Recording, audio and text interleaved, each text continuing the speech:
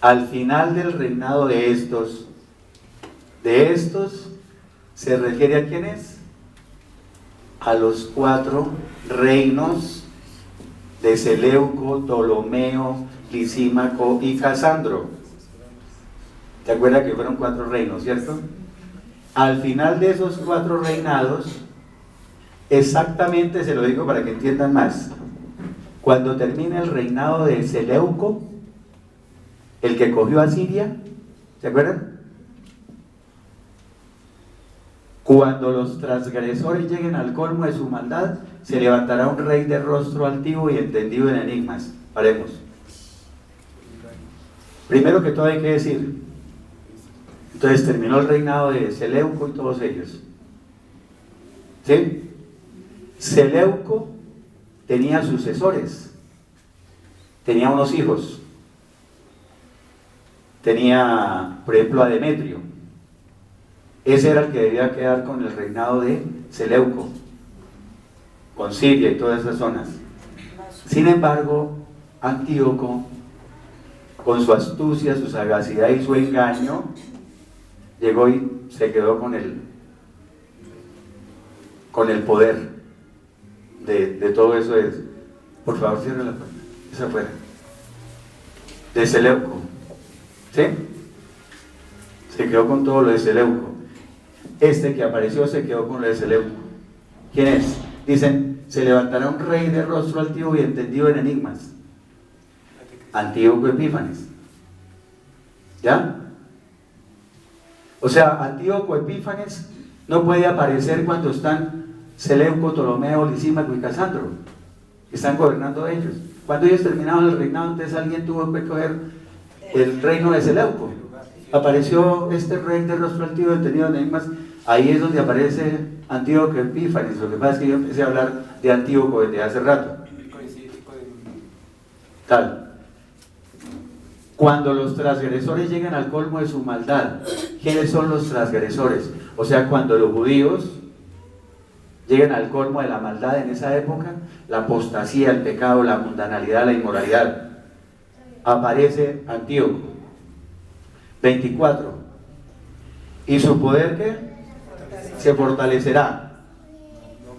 O sea, se volverá muy fuerte y poderoso, mas no con fuerza propia. ¿Qué quiere decir más no con fuerza propia? O sea que no por méritos propios, no por su propio poder, no por sí mismo. ¿Ya? Entonces, ¿qué quiere decir eso? Aquí podemos hacer la comparación otra vez, no me vayan, de que Antíoco Epífanes, su poder se fortaleció. Pónganle cuidado, por favor. No, si quieren levantar, pero digo, porque es que se me distraen. Mas no con fuerza propia, no por méritos propios, es ese poder. Igual que el anticristo, también va a tener mucho poder, pero no por fuerza propia, no por méritos propios. Porque vimos cuando, en Apocalipsis vimos que ¿qué? En Apocalipsis 13:2, dice que cuando aparezca el anticristo, dice que el dragón, eso lo mencionamos, le va a dar su poder, su trono y gran autoridad al anticristo. Entonces Antíoco no es con fuerza propia, al anticristo tampoco. Al anticristo le va a dar el dragón, Satanás. Acuérdense, paralelismo profético, doble profecía. Bueno, seguimos. Y causará grandes ruinas y prosperará, quiere decir, le va a ir muy bien, ¿cierto? Al principio. Y destruirá, actuará arbitrariamente, ¿qué quiere decir? O sea, hará su voluntad, va a hacer lo que le da la gana, como dicen. Y destruirá a los fuertes, o sea, a los poderosos. Y también arrasará al pueblo de los santos. Está hablando de Antíoco. Pero como es una profecía de doble cumplimiento, ¿cierto? Una profecía de doble interpretación, entonces lo extrapolamos a los últimos tiempos y sabemos que el anticristo también va ¿qué? a arrasar al pueblo de los santos en la tribulación, a los judíos y a los que se queden en la tribulación. También los va a arrasar. Eso sí lo hemos mencionado varias veces aquí en las predicaciones anteriores. 25. Con su sagacidad hará prosperar el engaño. Y aclaremos otra cosa. Dios levantó a Antíoco, o sea, puso a Antíoco, porque Dios utiliza personas malas para sus propósitos. Dios puede utilizar personas para cumplir con sus propósitos. Dios levantó a Antíoco para castigar a su pueblo en esa época. Incluso el libro de los Macabeos menciona eso. Para castigar a su pueblo, para castigar al pueblo judío. Y en la tribulación también. El anticristo es para castigar a los judíos. Los juicios son contra el pueblo judío porque no aceptaron a Cristo. Pero también para salvación. Acuérdense que hemos dicho 20 veces que al final dice que el pueblo de Israel será salvo. ¿Ya? Porque dice que el pueblo de Israel será salvo porque en la tribulación ahí se van a agachar la cabeza y van a decir, bendito el que viene en el nombre del Señor, o sea, Cristo. Lo van a invocar y entonces ahí van a ser salvados. ¿Sí se acuerdan? Sí, señor. Bueno. Con su sagacidad hará prosperar el engaño. O sea, será un maestro en sus manos. Será maestro del engaño. Su corazón se engrandecerá. O sea, se llenará de orgullo y soberbia. ¿Se acuerdan del cuerno que sale que en el capítulo 7 de Daniel, ese cuerno pequeño sí es el anticristo? Y dice que habla con mucha arrogancia. Bueno. Y sin aviso, destruirá a muchos. O sea, por sorpresa destruirá a muchos. O sea, muchos que creían estar seguros, que estaban confiados. Sí, porque como llegó en son de paz, ¿se acuerdan cuando llegó a Jerusalén? Que allá llega en son de paz y que no sé qué, y habla de paz, dice en el libro de los Macabeos, llega hablando de paz, y cuando menos piensan, tome. El anticristo también va a llegar hablando de paz. Los 3 y medio años primeros, la tribulación son 7 años, 3 y medio y 3 y medio. Los 3 primeros años y medio son la tribulación. Los segundos 3 años y medio son la gran tribulación. En los 3 primeros años y medio, él llega hablando de paz y eso toda la gente no. Incluso engaña a los judíos. Los judíos piensan que es el Mesías, porque como el Mesías para los judíos no ha llegado, ellos no creen en Cristo. Entonces dicen, no, este es el Mesías que estábamos esperando. Y firma el tratado de paz entre Israel, los palestinos, los árabes y todas las naciones del Oriente Medio, que eso no lo ha podido hacer nadie, poner en paz ese territorio, y él sí lo va a lograr. Entonces dicen, no, este es, y entonces empiezan a hablar de paz y seguridad. O sea que ya se empezó a hablar mucho de eso, ¿no? Pero no estoy diciendo que esa sea la paz pero sí ya se habla ahorita mucho de paz y paz y paz. Bueno, entonces llega engañando el anticristo también. Pero cuando menos piensen, tome. Dice, se llenará de orgullo y soberbia y sin aviso destruirá a muchos. Y se levantará contra él príncipe de los príncipes. Está hablando otra vez de Antíoco, ¿cierto? Pero será quebrantado, aunque no por mano humana. O sea, ningún hombre Antíoco lo derrotó. Él no murió en batalla, Antíoco. Antíoco murió, dice el libro de Macabeos también, que murió por los juicios de Dios, porque es que le dio una enfermedad misteriosa e invisible, dicen así todos los libros, que lo fue carcomiendo todo, se fue pudriendo, y dice que el olor era fétido, era hediondo. Como decimos aquí en Colombia, olía picho, mejor dicho. Sí, se pudrió. No fue por mano humana. Dice el libro de Macabeos que fue por el juicio de Dios. El anticristo tampoco va a morir por mano humana. ¿Se acuerdan que hablamos ya del anticristo? ¿Cómo es? No, hay varias maneras, pero por ejemplo cuando la gloriosa venida de Cristo que la vimos, el anticristo está al frente de los ejércitos en la batalla de Armagedón. ¿Ya se le olvidó? Bueno, entonces, que dice que el anticristo, y Tesalonicenses dice que con su sola presencia el Señor Jesucristo lo derrotará, con el soplo de su boca lo va a derrotar, y que son el anticristo y el falso profeta son echados al lago que arde con fuego y azufre. Ahora sí recordaron, pero ningún hombre lo mata ni nada, sino no es por mano humana. ¿Sí hay como ese artículo del antiguo como el anticristo? Bueno, 26.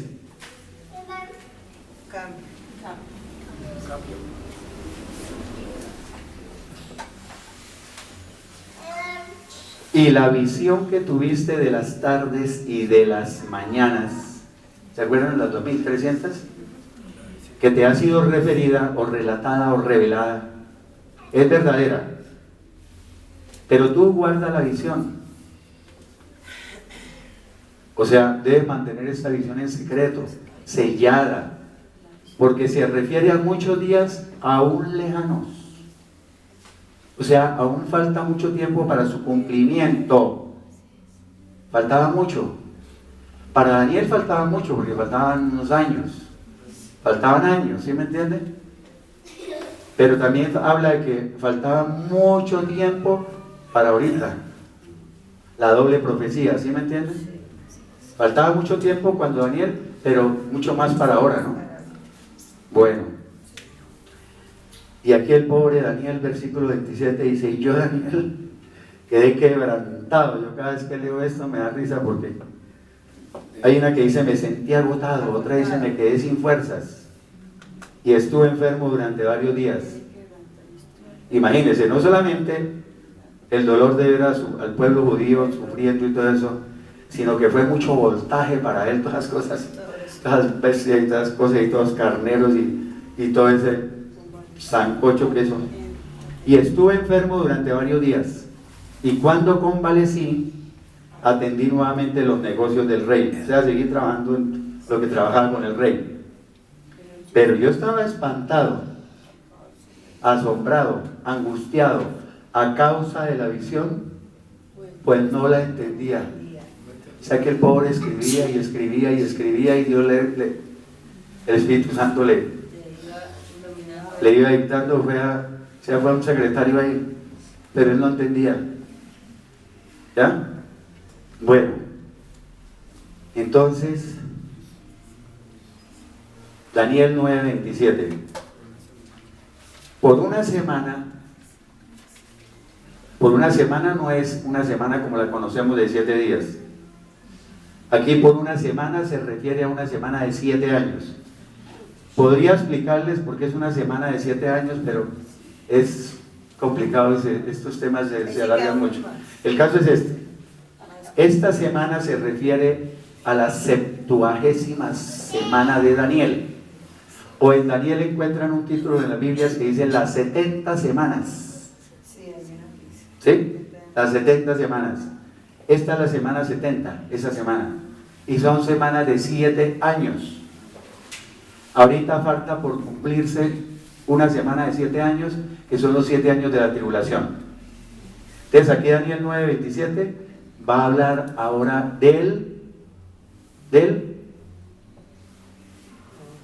anticristo, porque los 7 años de la tribulación es cuando es el anticristo. ¿Ya? Aquí ya no vamos a hablar de Antíoco. Por una semana, ¿por qué voy a mencionar eso de la tribulación si falta el tema del Apocalipsis? Porque si como está en Daniel, entonces toca mencionarlo, profetizado, y adelantarnos un poquito. O sea, por una semana o por esos 7 años, ese príncipe o gobernante, o sea el anticristo, confirmará un pacto con muchos. El pacto que yo les decía, el tratado de paz, con mucha gente, pero a la mitad de la semana. ¿Cuánto es la mitad de la semana? Correcto, 3 años y medio.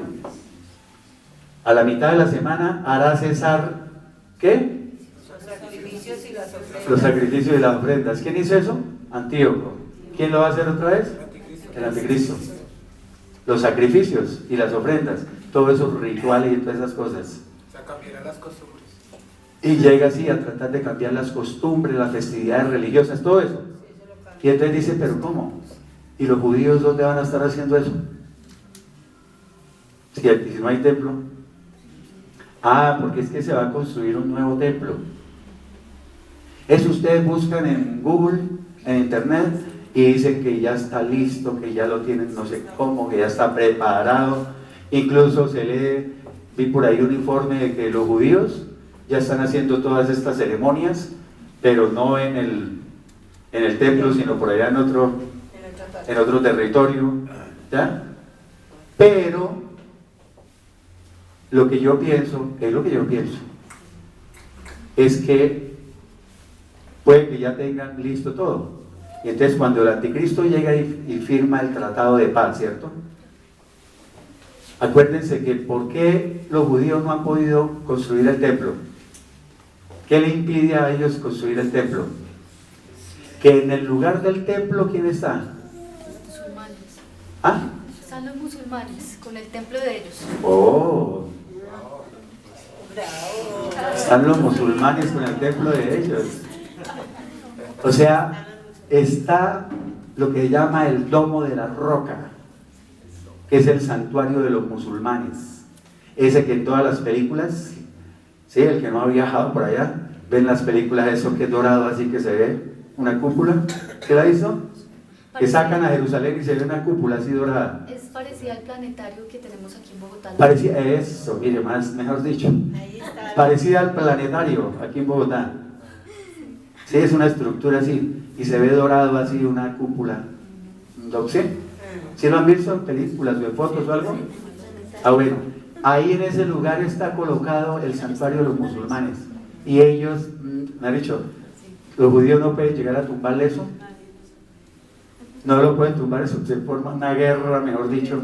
Pero como van a hacer un tratado de paz, entonces el anticristo les dice, no, hombre, vamos a la buena, si vengan para acá, construyan el templito. Entonces ya tienen todo listo, eso se construye rápido, 3 años y medio, como son de paz, entonces vuelven a hacer todo esto. Pero a los 3 años y medio llega el anticristo y dice, vamos a hacer lo siguiente, pela el cobre, mejor dicho, y empieza a suspender los sacrificios de ellos y todas las cosas. Venga para acá mi imagen que habla, y me la van a adorar, y él se va a sentar diciendo que Dios es la abominación desoladora. Y ahí los judíos, que son tan celosos con las cosas de Dios, dicen, no le caminamos. Y empieza la persecución de los otros 3 años y medio, empieza la persecución contra los judíos. ¿Ya? Después, con la muchedumbre de las abominaciones, de esos horribles sacrilegios y todas las cosas, vendrá la consumación, o sea, todo será consumado. Y lo que está determinado que se derrame sobre el desolador, o sea, lo que ya está escrito que va a ocurrirle al anticristo. Daniel 11:31. Y de su parte se levantarán tropas que profanarán el santuario, quitarán el sacrificio continuo, y en su lugar pondrán allí la abominación desoladora. Entonces, no falta el que diga, no, pero esa de la abominación desoladora y el anticristo, todo eso era para Antíoco. Yo he visto que dicen así, todo eso ya se cumplió y era en la época de Antíoco. Entonces uno, si se sabe la Biblia bien, dice, pero me pruebo. Entonces dice en Mateo 24:15 al 18, ¿no? Y empiezo a explicarles por qué es tan importante este texto. Resulta que el Señor Jesucristo, cuando Él vino, ya lo de Antíoco era historia. Ya lo de todo eso, eso ya era historia, eso han pasado años, cuando vino el Señor Jesucristo, ¿cierto? Entonces, Él dijo en Mateo 24:15 al 18, por tanto, cuando vean establecida en el lugar santo la abominación desoladora de la que habló el profeta Daniel, está diciendo, Daniel habló de la abominación desoladora, ¿cierto? Entonces, cuando vean colocada esa abominación desoladora, ¿está hablando de qué? Del futuro. O sea, cuando la vuelvan a ver, esa abominación desoladora, sí, de la que habló el profeta Daniel, entonces los que estén en Judea, huyan a los montes, el que esté en la azotea no descienda para tomar algo de su casa, que uno siempre es a devolverse cuando hay algo, a cogerlos, hay que saquemos la nevera. Y el que esté en el campo no vuelva atrás para tomar su capa, o sea, no regrese ni para coger impulso, mejor dicho, porque ahí comienza una persecución. Eso lo vamos a ver después. Ya me volví a animar que sí lo vamos a ver. Entonces empieza la persecución, ahí terrible contra los judíos, y ahí vamos a hablar en el Apocalipsis de que a ellos les toca irse a esconder, mejor dicho, de esos 3 años y medio restantes. No vuelva. Entonces, ¿sí ven que sí está hablando del futuro? Eso es lo importante. Bueno, aquí donde me faltaron unas palabras, ahí donde dice, en el lugar santo la abominación de la que habló el profeta Daniel. Si cualquiera lee la Biblia ahorita, ahí entre paréntesis dice, Señor Jesucristo, que era como medio echaba sus sarcasmos de vez en cuando, dice, el que lee, que entienda. Sí, el que no sabe eso, correcto. Si no es bruto, que entienda de lo que estoy hablando. Sino que me faltó ese paréntesis, pero está en todas las Biblias. Hoy lleguen a leerlo y verán que dice, el que lee, que entienda. Bueno, y terminamos con este Daniel 12. Entonces póngale cuidado. Daniel 12.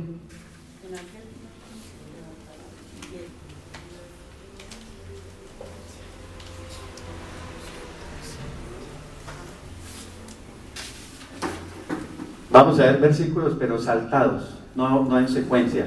Vamos a ver los versículos 1, después saltamos al versículo 4, después saltamos a los versículos 8, 9 y 10, del 8 al 10, y después el versículo 13. Daniel 12, versículo 1, dice, en aquel tiempo, está hablando de la tribulación, cuando llegue el momento, mejor dicho, se levantará Miguel. Miguel es el arcángel guerrero, el gran príncipe que está de parte de los hijos de tu pueblo. El arcángel Gabriel es el arcángel protector de Israel. ¿Sabían eso? Sí, el defensor de Israel. Y será un tiempo de angustia como nunca fue, desde que hubo gente hasta entonces. O sea, ese tiempo de angustia jamás ha existido en toda la historia, solamente con Antíoco, pero esta va a ser peor durante la tribulación. Pero en aquel tiempo tu pueblo será liberado, o sea, será salvado. ¿Por qué? Porque lo dijimos, ¿no? Los juicios son contra el pueblo de Israel, pero también vienen para la salvación de ellos, cuando tengan que agachar la cabeza y reconocer al Señor Jesucristo. Dice que todo Israel será salvo, no toda la humanidad de los israelitas, sino los que en ese momento están creyendo. Y dice otra cosa, todos los que se hayan escritos o inscritos, registrados en el libro, hasta para los del pueblo de Israel está lo del libro. Ya que eso lo vimos, si no se les ha olvidado, ¿no? Versículo 4. Versículo 4. Pero tú, Daniel, cierra las palabras.